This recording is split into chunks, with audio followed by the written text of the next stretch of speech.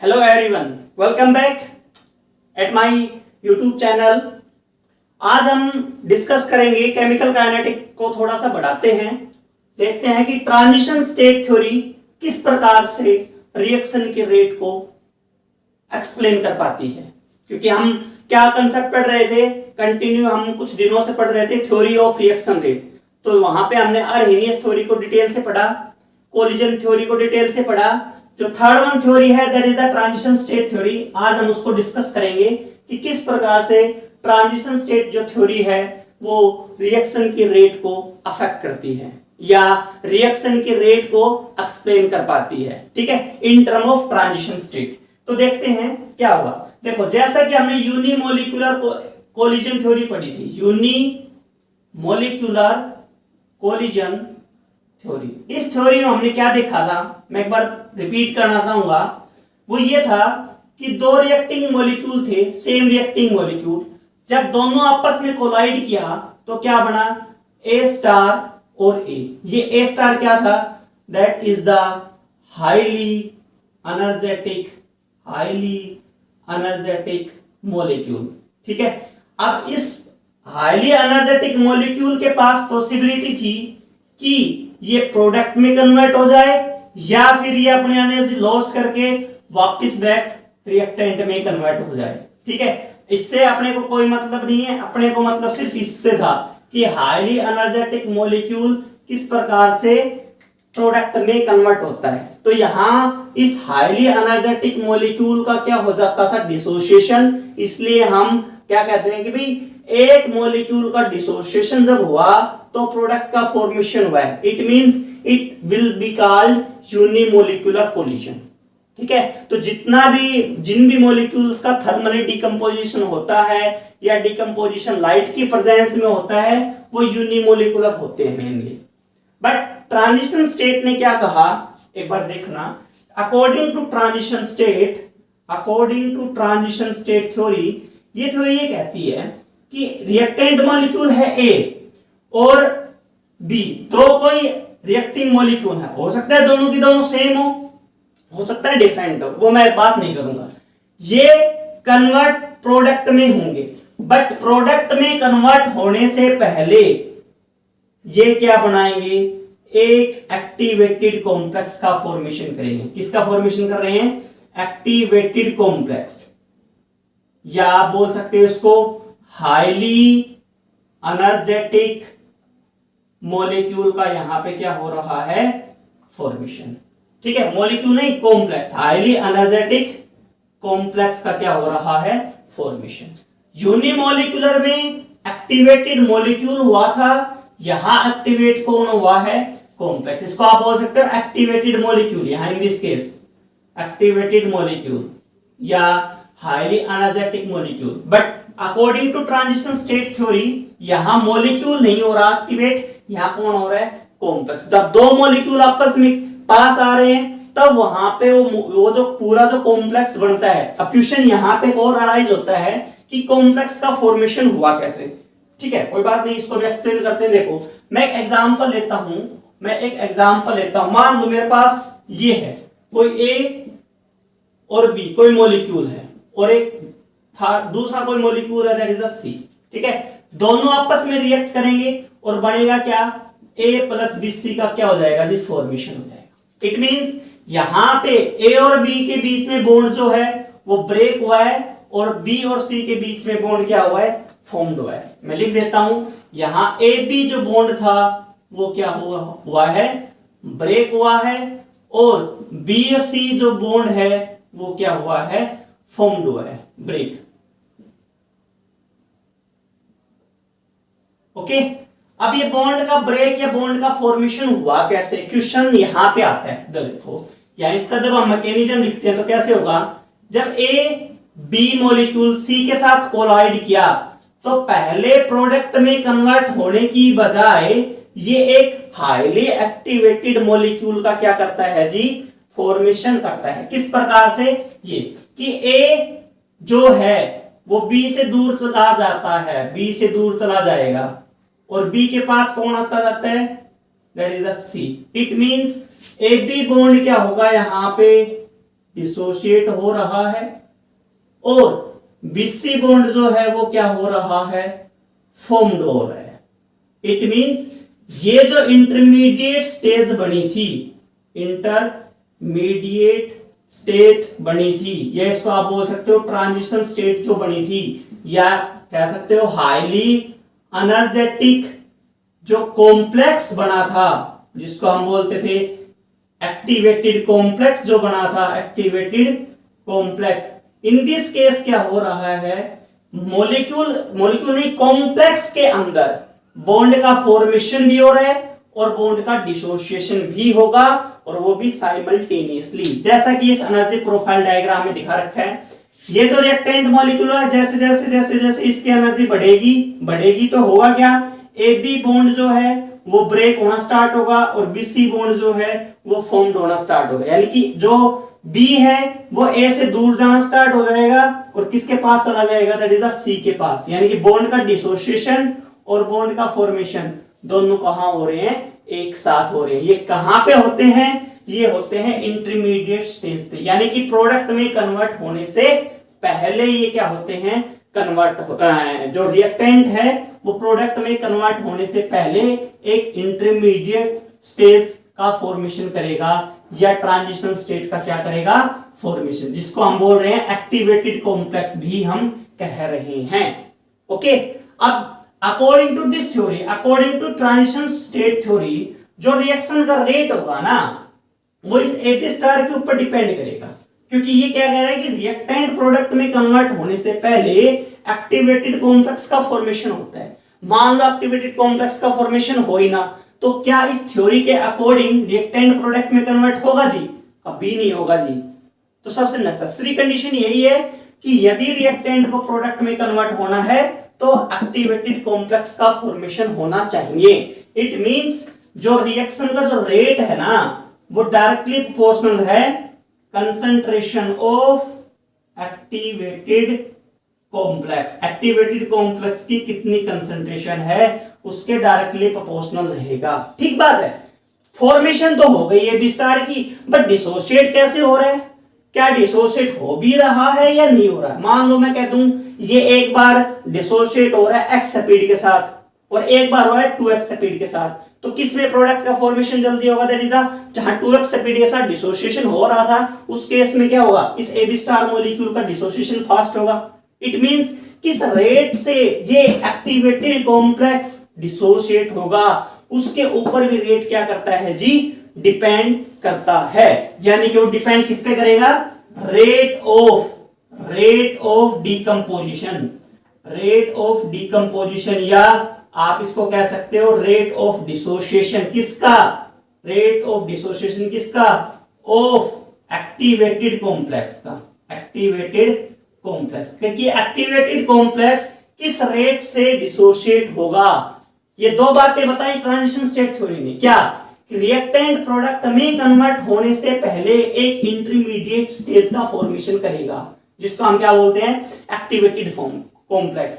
या इन activated complex में क्या होता है, बॉन्ड का फॉर्मेशन और बॉन्ड का डिसोसिएशन, जैसे कि यहां दिखा रखा है बॉन्ड का फॉर्मेशन और बॉन्ड का डिसोसिएशन दोनों क्या होते हैं, एक साथ होते हैं, साइमल्टेनियसली होते हैं।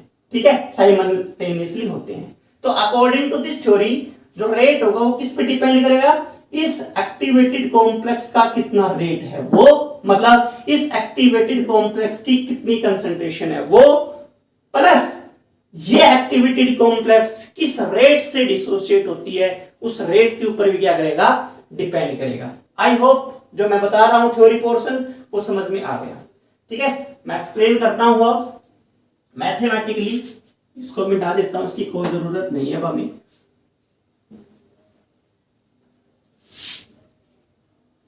रिएक्शन थी A plus B change into A B star और चेंज इनटू प्रोडक्ट। ठीक है, तो जो रेट था according to transition state theory, जो रेट था वो किसके बराबर था, that is the A B star की कंसंट्रेशन कितनी है एक्टिवेटेड कॉम्प्लेक्स की, मल्टीप्लाई रेट ऑफ डिसोसिएशन। किस रेट से डिसोसिएशन होगा, किसका, एक्टिवेटेड कॉम्प्लेक्स का। ओके, इन दो बातों के ऊपर रेट क्या करता है, डिपेंड करता है according to transition state theory.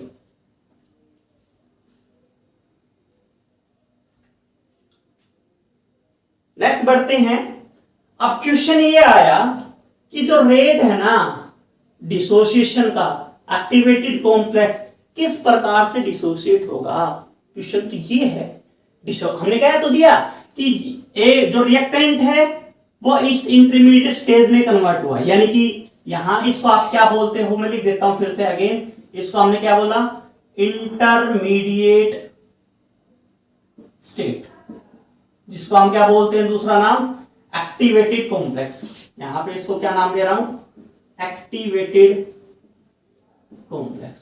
ठीक है, फॉर्म्ड तो हो गया बट डिसोशिएट भी हो रहा है साथ साथ, और किस रेट से डिसोशिएट होगा, उस रेट को किसकी टर्म में बताएं। क्वेश्चन तो ये है, इस रेट को किसकी टर्म में बताएं। अब देखो हमने क्या कहा कि ये जो एक्टिवेटेड कॉम्प्लेक्स है इसकी एनर्जी क्या है, एक्सेस में है, इसकी एनर्जी क्या है, बहुत ज्यादा है। और हमें ये पता है अगर मॉलिक्यूल की एनर्जी को बढ़ा देते हैं तो मॉलिक्यूल क्या करने लगता है, वाइब्रेट करने लगता है। मॉलिक्यूल क्या करने लगता है, वाइब्रेट करने लगता है। जितना ज्यादा मॉलिक्यूल वाइब्रेट करेगा, जितना ज्यादा कॉम्प्लेक्स वाइब्रेट करेगा, उतना ही क्या होगा, उस कॉम्प्लेक्स में जो बॉन्ड है वो क्या होंगे, ब्रेक होंगे। ठीक है, उस मॉलिक्यूल में जो बॉन्ड है वो क्या होगा, ब्रेक होगा। तो सिमिलरली यहां ए और बी जो मॉलिक्यूल थे जिनकी एनर्जी बढ़ गई थी और एक कॉम्प्लेक्स का फॉर्मेशन कर दिया था, हाईली एनर्जेटिक कॉम्प्लेक्स का फॉर्मेशन हो चुका था। In this case vibrational energy क्या हो गई, इनकी बढ़ गई।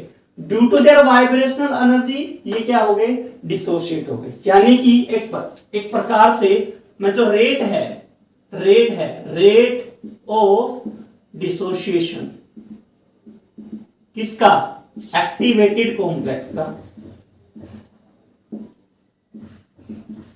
वो किसके टर्म में बताऊंगा, इन टर्म ऑफ, एक प्रकार से वो डार्कली प्रोपोर्शनल है वाइब्रेशनल फ्रीक्वेंसी की। बात खत्म। वाइब्रेशनल फ्रीक्वेंसी ये है क्या, वाइब्रेशनल फ्रीक्वेंसी, वाइब्रेशनल फ्रीक्वेंसी। जितनी ज्यादा जिस फ्रीक्वेंसी से मॉलिक्यूल वाइब्रेट करेगा ना, उसी से वो क्या हो जाएगा, डिसोशिएट हो जाएगा। अब क्वेश्चन ये आया वाइब्रेशन फ्रीक्वेंसी कैसे निकालो। ठीक बात है, ये वैल्यू अपने को पता है। E ऑफ वाइब्रेशन कितना होता है, that is the h into new of vibration, क्योंकि E किसके बराबर है, होता है h ऑफ न्यू के बराबर होता है। और साथ साथ ये भी पता है कि E ऑफ वाइब्रेशन किसके बराबर होता है, kT के बराबर होता है। ये according to equipartition of energy, ये किसके अकॉर्डिंग है, according to equipartition of energy. Okay, और ये किसके अकॉर्डिंग है, according to Planck's.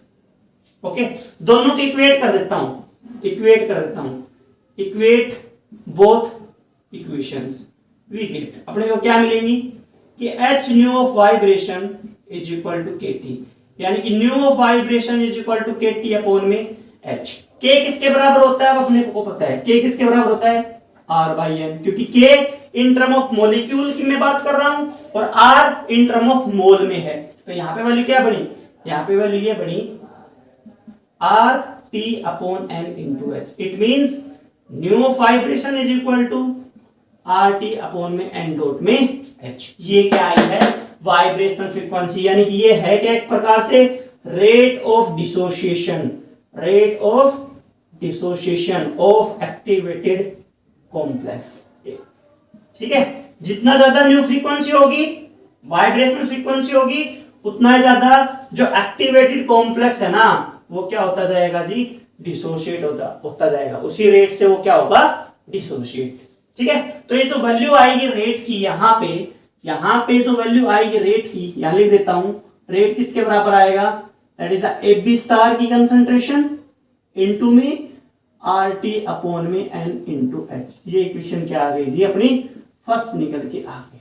I hope ये इक्वेशन आपको समझ में आई है कि कहां से क्या निकल के आई। ओके, बढ़ते हैं आगे। नाउ अब आगे बढ़ते हैं।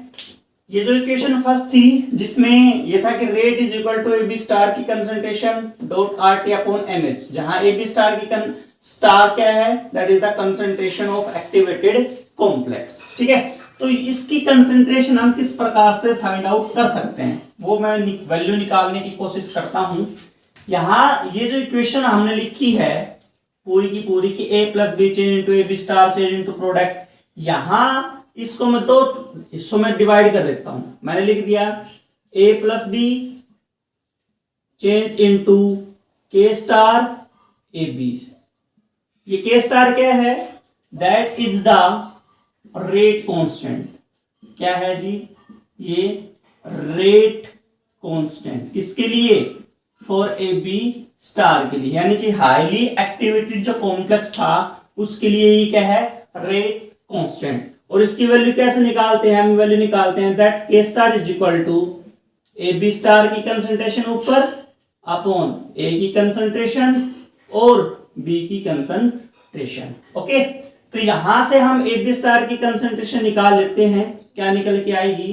That is the A B star की concentration is equal to K star dot A dot B. Okay, ये वैल्यू अपने निकल के आई है। अब इस कंसंट्रेशन को मैं पुट कर देता हूं वन में। Put value of A B star in equation first. हमें क्या मिलेगा? वी गेट जो रेट है वो क्या निकल के आएगा? Rate is equal to that is the K star A B, या बोले तो पहले ये लिख लो कि rate is equal to R T upon N H dot K star dot A dot B. ये वैल्यू अपने निकल के आई है। अब देखो ये तो किसके अकॉर्डिंग है? Rate according to transition state theory. अब हम इसी इक्वेशन का ऐसा लिखते हैं a plus B change into A B star change into P. अब इसकी लाइफ टाइम तो क्या है? Very short life time. ठीक है, हम इस इक्वेशन को किस प्रकार से लिखेंगे? a plus B change into P. ठीक है, क्योंकि रिएक्शन जो हो रही है वो कैसे हो रही है कि ए और बी दोनों आपस में कोलाइड कर रहे हैं और प्रोडक्ट का फॉर्मेशन हुआ है। हालांकि उसके बीच में ए बी स्टार का फॉर्मेशन होता है जो कि उसके अकॉर्डिंग जो रेट आएगा वो ये आ जाएगा, बट रेट ला जो है इस केस में ए बी स्टार को एक्सप्लेन नहीं कर पाएगा। तो हम यहाँ पे रेट ला के अकॉर्डिंग रेट क्या लिखेंगे? अकॉर्डिंग टू रेट ला जो रेट कांस्टेंट के है इस रिएक्शन का वो कैसे लिखा जाएगा? Rate is equal to rate constant K into A की कंसंट्रेशन और इंटू में बी की कंसंट्रेशन। ये क्या है? According to rate law reaction का रेट, और ये क्या है? According to transition state reaction का रेट। दोनों को इक्वेट कर दो। इक्वेट कर देता हूं दोनों को। Equate equation 4 and 5 we get. अपने को क्या मिलेगा? यहां भी रेट है, यहां भी रेट है। ठीक बात है, तो ये वैल्यू बराबर ये वैल्यू, यानी कि के ए की कंसंट्रेशन बी की concentration is equal to R T upon N H K star A that is B. A से ए, बी से बी कैंसिल हो गया, तो के की वैल्यू क्या आई? R T upon N H dot K of star. ये value अपनी क्या आई है? निकल के आई है कि k is equal to R T upon N H dot K star. इस इक्वेशन को बोलता हूं ईरिंग इक्वेशन। क्या नाम दूंगा? Eyring equation. तो जो रेट कांस्टेंट है ट्रांजिशन स्टेट थ्योरी में किसी भी रिएक्शन का वो किसके अकॉर्डिंग दूंगा? मैं ईरिंग इक्वेशन के अकॉर्डिंग लिखूंगा, जो कि क्या होता है कि rate constant is equal to R T upon N H dot K star. ये के स्टार है क्या? रिएक्टेंट जब एक्टिवेटेड कॉम्प्लेक्स में कन्वर्ट होता है तो उस केस में जो के रेट कांस्टेंट होगा that is the K star है, यानी कि के स्टार बोले तो rate constant for activated complex. Okay, rate constant for activated complex. इसको भी मैं एक बार साइड में लिख देता हूं। ओके, तो देखते हैं वैल्यू क्या आती है।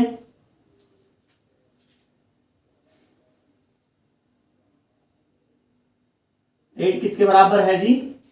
R T upon N H dot E की dot K star A into में बी, और दूसरा रेट कांस्टेंट के किसके बराबर आया, R T upon N H dot K star. इसको हम क्या नाम दे रहे हैं, that is the Eyring equation.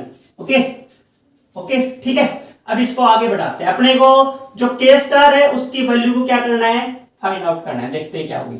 हमें ये पता है रेट कांस्टेंट के को हम गैस फ्री एनर्जी के साथ ट्रीट कर सकते हैं, यानी कि अब हम क्या कर रहे हैं, थर्मोडायनेमिक ट्रीटमेंट कर रहे हैं। कंसेप्ट का नाम क्या है, that is the thermodynamic treatment for transition state theory. Okay, देखो किस प्रकार से हमें क्या पता है, वी नो जो डेल जी होता है ना वो किसके बराबर होता है, minus R T L N of K होता है। ये हमने किसके अकॉर्डिंग, ये कहां से निकाला था हमने, केमिकल इक्विलिब्रियम से, केमिकल इक्विलिब्रियम से। ठीक है, जो डेल जी होता है किसके बराबर होता है, minus R T L N of K. अब हमें निकालना क्या है, K star, activated molecule, activated complex के केस में। तो यहां पे फॉर एक्टिवेटेड कॉम्प्लेक्स जो डेल जी है वो क्या बढ़ जाएगा, del G star is equal to minus R T L N of K star. अब क्वेश्चन आया डेल जी स्टार क्या है, ये है क्या भाई, फ्री एनर्जी। ये है क्या, फ्री एनर्जी, या गिव्स फ्री एनर्जी बोल दो, क्या नाम दे दो उसको, gives free energy for activated complex, activated complex. ठीक है, ये है, या इसको सिंपली आप ये भी कह सकते हो कि फ्री एनर्जी ऑफ एक्टिवेशन है, free energy of activation, of activation, ये कह सकते हैं फ्री एनर्जी ऑफ एक्टिवेशन। ठीक है, तो इतनी एनर्जी की रिक्वायरमेंट है किसी भी रिएक्टेंट को एक्टिवेट करने के लिए, और किसका फॉर्मेशन करने के लिए, एक्टिवेटेड कॉम्प्लेक्स का फॉर्मेशन करने के लिए इतनी एनर्जी होनी चाहिए। अब यहां से अपने को के स्टार की वैल्यू फाइंड आउट करनी है, और यहां इस इक्वेशन नंबर फर्स्ट में क्या कर देनी है, इसको पुट करना है। किस प्रकार से कैलकुलेट करता हूं देखना जरा। ओके, वैल्यू क्या आती, that is the del G star is equal to minus R T L N of K. L N of K की वैल्यू निकाल लेता हूं, क्या वैल्यू निकलेगी, minus del G star upon R T. ठीक बात है। अब साथ साथ मेरे को पता क्या है, मेरे को ये पता है कि जो डेल जी स्टार होता है ना, यानी कि एक प्रकार से ये कहूं कि जी किसके बराबर होता है मेरे पास, डेल ऑफ जी वो होता है del of H minus T del of S. किसके अकॉर्डिंग, अकॉर्डिंग टू थर्मोडायनेमिक्स। ये वैल्यू अपने को पता है।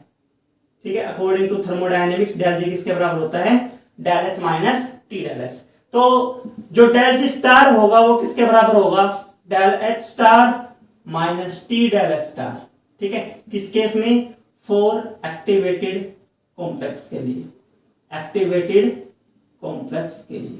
यहां पे डेल एच क्या है मैं लिख देता हूं, सारी टर्म को एक बार में लिख देता हूं। यहां पे जो डेल जी स्टार था वो क्या था, फ्री एनर्जी ऑफ एक्टिवेशन।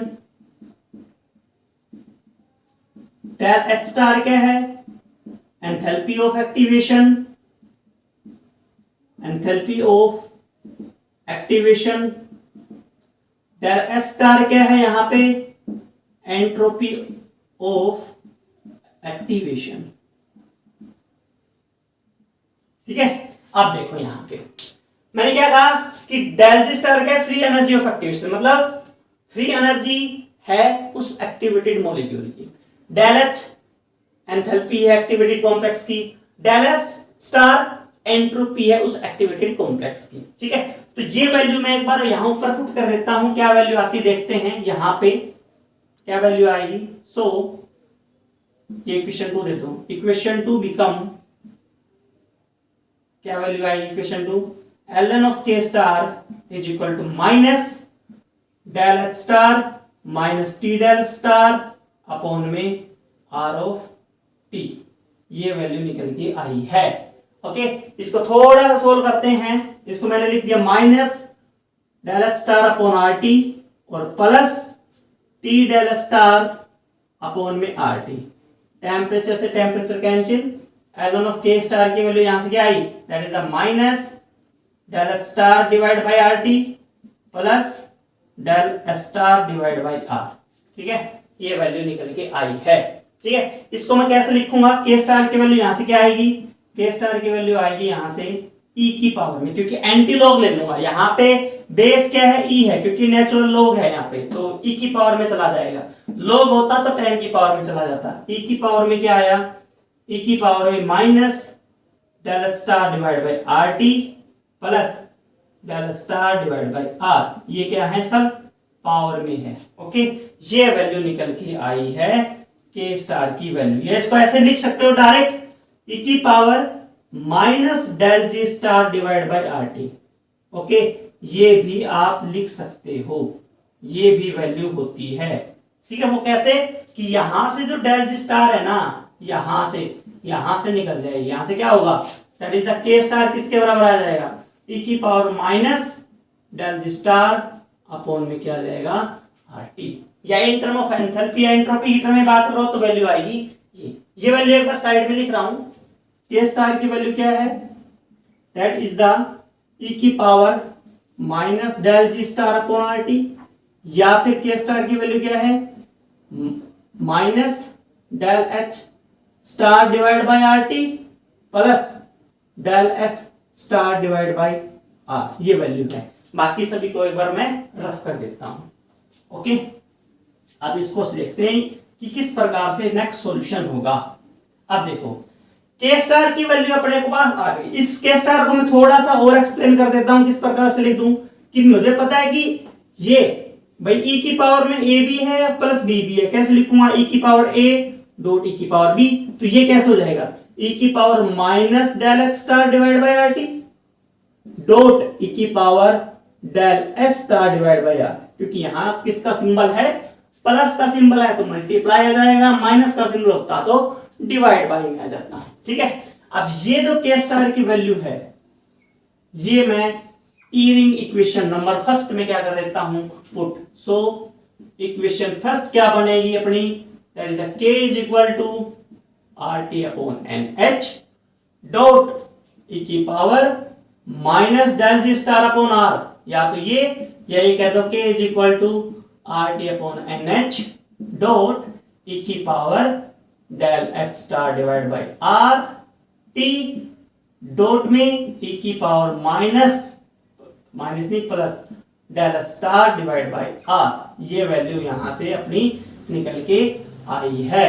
किसकी वैल्यू है ये, that is the rate constant की। और ये क्या है, रेट कांस्टेंट है।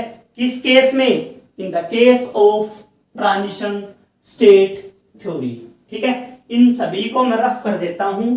अब इनका कोई मतलब नहीं है, क्योंकि हमें जो निकालना था वो हमने निकाल लिया, जो की वैल्यू है ये R T upon N H dot H star divide by R T dot E की power del H star divide by R, या कैसे दो कि आर टी अपॉन में N H dot del G star divide by R T. ये value है rate constant.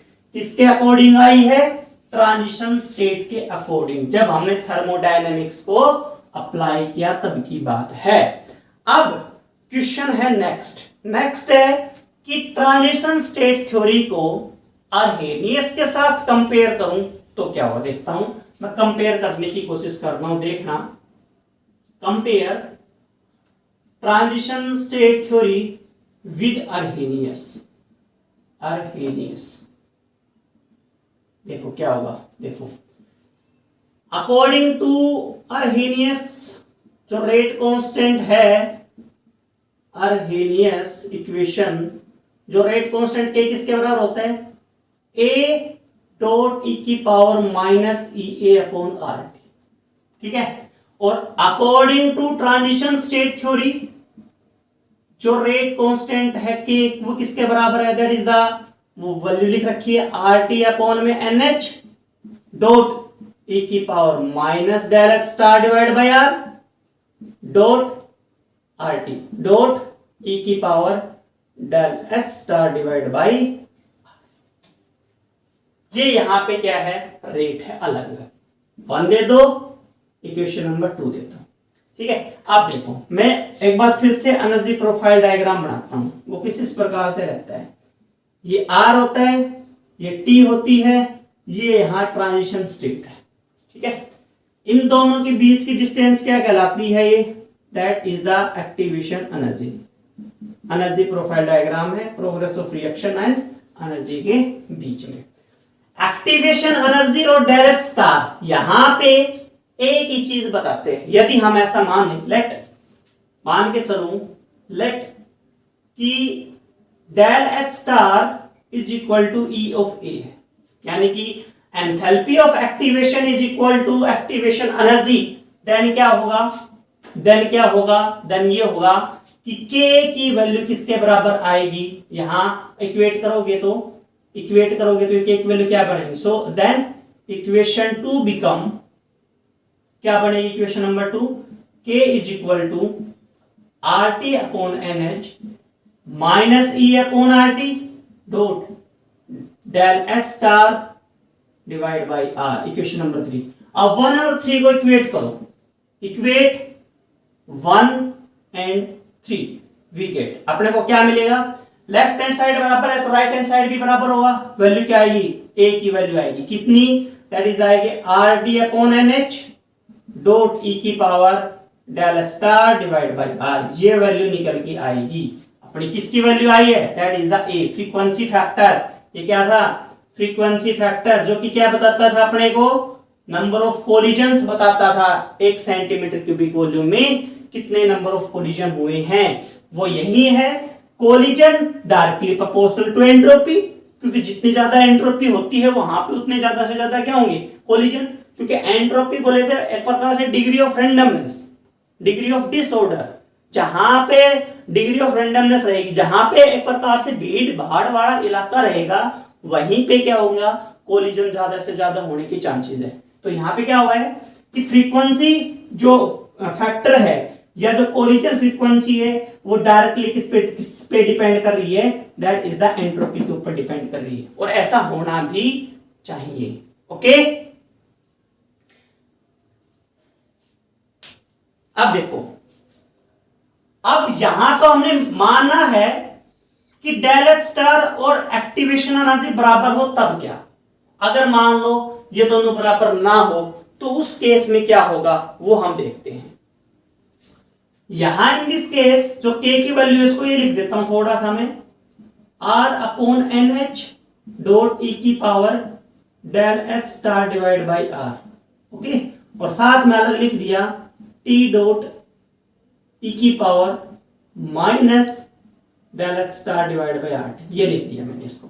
ठीक है, क्यों लिखा, क्योंकि यहां S भी कांस्टेंट है, R कांस्टेंट है, N कांस्टेंट है, H कांस्टेंट है, यानी कि ये जो क्वांटिटी है R by N H dot E की power del H star divide by R, ये है क्या, एक प्रकार से कांस्टेंट क्वांटिटी है। क्या है, कांस्टेंट, जिसको मैं C से रिप्रेजेंट कर रहा हूं। मान लिया let us consider it will be the C है, तो जो K की वैल्यू आएगी, सो K की वैल्यू जो आएगी क्या आएगी, C into T dot E की power minus del H star divide by, ये वैल्यू अपनी निकल के आई है। अब इसको मैं क्या करता हूं, आप दोनों के दोनों साइड ln पुट कर दो, ln यहां पे ln पुट कर दो, क्या बनेगा, ln of k is equal to, मैं क्या ले रहा हूं, taking ln both side, ln both sides, क्या हो जाएगा ln k, यहां ln c plus ln t minus del H star divide by r, ये वैल्यू आएगी। ठीक है, अब मैं क्या कर देता हूं, डिफरेंशिएट कर देता हूं, ln ऑफ k को टेम्परेचर के साथ में डिफरेंशिएट कर देता हूं। क्या कर रहा हूं, differentiate with respect to temperature, we get, जो अपने को मिलेगा वो ये मिलेगा, कितना मिलेगा, इसे 0 हो जाएगा, कांस्टेंट क्वांटिटी का डिफरेंशिएशन 0, यहां क्या आएगा, ln t का 1/t minus del H star upon r constant है, और d बाई dt किसका करना है, 1/t का, और 1/t का डिफरेंशिएशन कितना होता है, -1/t का स्क्वायर। तो ये जो वैल्यू आएगी d of ln of k upon d of t is equal to 1/t minus del star divide by r dot -1/t का स्क्वायर। ये वैल्यू अपनी निकल के आई। इसको एक बार मैं फिर से ऊपर लिख देता हूं, देखना जरा, यही लिख देता हूं साइड में। यहां से ये जो वैल्यू निकल के आई इसको हमने जब एक प्रकार से एक्सप्रेस किया है तो वो निकल के आई है D of L of K upon D of T is equal to 1/t minus minus plus del H star divide by T का स्क्वायर। ये वैल्यू अपनी निकल के आई है। ओके, अब देखते हैं। अब इक्वेशन फर्स्ट को एक बार कंपेयर, इक्वेशन फर्स्ट को देखो from equation first. Equation first क्या थी? k is equal to a e की power minus E A upon R T. L N taking both side, take L N both side, L N both side, we get अपने को क्या मिलेगा? देखो L N of K, L N of A minus E A upon R T. Value क्या बनी? यहां पे value बनी, डिफरेंशिएट करो, differentiate with respect to temperature, we get क्या मिलेगा अपने को? D of L N of K upon D T. यहां क्या मिलेगा? कांस्टेंट है ए, यहां पे कांस्टेंट है, कांस्टेंट क्वांटिटी का डिफरेंशिएशन 0। यहां पे क्या आएगा? ई ए अपॉन आर कांस्टेंट है, और क्या करना है? डी बाई डी टी करना है किसका? 1 अपॉन टी का, 1/t का माइनस 1/t स्क्वायर कितना होगा? D of L N of K upon D of T is equal to minus E A upon R और साथ में माइनस 1 अपॉन टी का स्क्वायर। तो ये जो वैल्यू है वो यहां लिख देता हूं, क्या आई है? D of L N of K upon D of T is equal to minus minus plus that is the E A upon R T का स्क्वायर। ये वैल्यू निकल के आई है। ठीक है, अब देखो ये मान लो यहां इक्वेशन नंबर 3 है और ये मान लो इक्वेशन नंबर 4 है। इक्वेशन 3 और 4 में लेफ्ट हैंड साइड बराबर है तो राइट हैंड साइड भी बराबर होंगी। कंपेयर करते हैं इक्वेशन 3 एंड 4, वी गेट अपने को क्या मिलेगा? That is the E A upon R T square is equal to 1/t plus del H star divide by T का स्क्वायर, आर टी का स्क्वायर। ठीक है, आर टी का स्क्वायर, ये वैल्यू आएगी। तो यहां आर टी स्क्वायर से मैं मल्टीप्लाई करा रहा हूं both side, multiply by are T square both sides. क्या होगा? यहां तो बचेगा ई ए, वी गेट क्या मिलेगा अपने को? यहां तो बचेगा ई ए, यहां क्या बचेगा? R T square upon T. यहां इन दिस केस टी से टी कैंसिल हो जाएगा, क्या बचेगा? R T. और यहां क्या बच जाएगा? Del H star. यानी कि जो डेल एच स्टार आया है ना वो ई ए से आर टी टर्म क्या है? छोटा है। जो डेल एच स्टार है, जो एंथैल्पी ऑफ एक्टिवेशन है, वो एक्टिवेशन एनर्जी से आर टी फैक्टर क्या है? स्मॉल है। Activation energy enthalpy of activation से आर टी टर्म लार्ज है और यही एक्चुअल होता है। इक्वल नहीं होते। हम मान के चले थे कि इक्वल होगा तो क्या होगा? जब इक्वल हमने लिया था, इफ डेल एच स्टार को हमने एक्टिवेशन एनर्जी के बराबर लिया तो जो फ्रीक्वेंसी फैक्टर आया था इन दिस केस वो क्या आया था? That is the R T upon N H E की power del H star divide by R. ये वैल्यू निकल के आई थी कि मान के चले थे हम ऐसा होगा, बट ऐसा होता नहीं। क्यों? क्योंकि डेल एच छोटी टर्म होती है और ई ऑफ ए क्या होती है? लार्ज टर्म होती है। और यही हमें ट्रांजिशन स्टेट थ्योरी से पता लगता है। ओके, आई होप कि ये क्लियर हो गया होगा। तो अगर ये वीडियो आप लोगों को पसंद आई हो तो जरूर शेयर करना और ऐसे ही आप साथ निभाते रहना और ज्यादा से ज्यादा चैनल को सब्सक्राइब करो ताकि आने वाली वीडियो जो हैं आप लोगों तक पहुंच सके। Okay, thank you so much, bye bye.